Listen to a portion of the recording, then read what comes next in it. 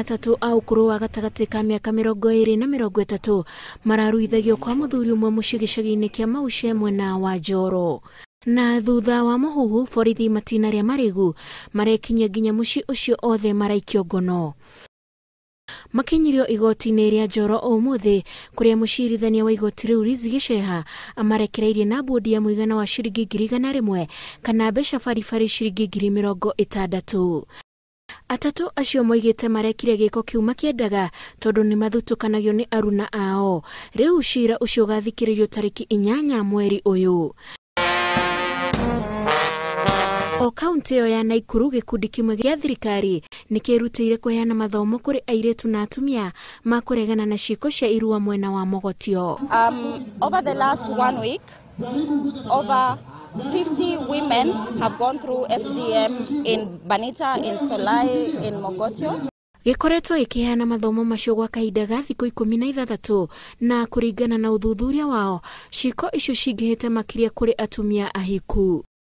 It is being done to women, older women, and they're doing this because they're saying that they cannot cook for their sons who are currently going for what we are calling tiondoni. They're going for circumcision. Nikaona kule kutairisha mtu na una kikingo yoyote, hii ni aibu kubwa sana. Nikawachana na hiyo kazi.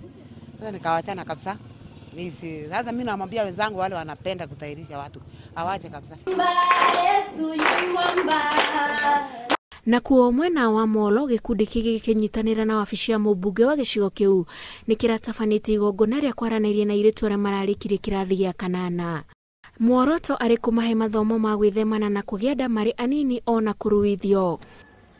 Mamwe ma maũndũ marĩa tũkũhutagĩrio mũthĩ nĩ maũndũ ma kũgĩa nda cia tene kana nĩcio twĩtaga teen pregnancies. Nĩtũkũgeria kũmarĩria ũrĩa mangĩhota kujiprotect. Horocio niguo matuĩke nĩ airĩtu me empowered. Atĩ mũirĩtu ũcio akiuma haha nĩoĩ rights ciake, nĩoĩ kĩrĩa agĩrĩirwo gwĩka na kĩrĩa atagĩrĩirwo gwĩka ona akĩharĩria gũthiĩ secondary school nĩguo twakĩca atĩ mwana ũcio ena gĩthomo. Thutha wa mathomo nĩ maragĩire na ihinda rĩa kwĩgangara, oho magĩtugwo na tauro cia ũtheru.